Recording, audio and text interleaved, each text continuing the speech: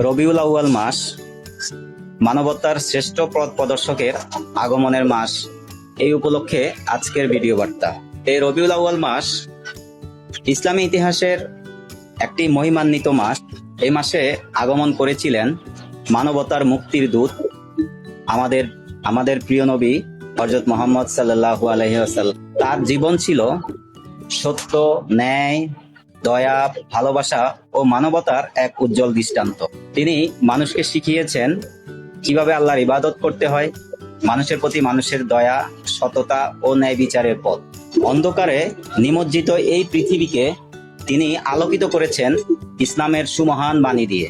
এই পবিত্র মাস আমাদের স্মরণ করিয়ে দেয় প্রিয় নবী সাল্লাল্লাহু আলাইহি সাল্লামের আদর্শকে আমাদের জীবনে ধারণ করার গুরুত্ব।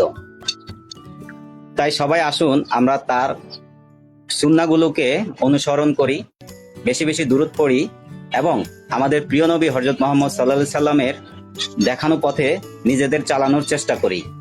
হে আল্লাহ, আমাদের সবাইকে আমাদের প্রিয় নবী হযরত মুহাম্মদ সাল্লাল্লাহু আলাইহি সাল্লামের প্রতি প্রকৃত ভালোবাসা এবং তার দেখানো পথে আমাদেরকে চলার তৌফিক দান করুন।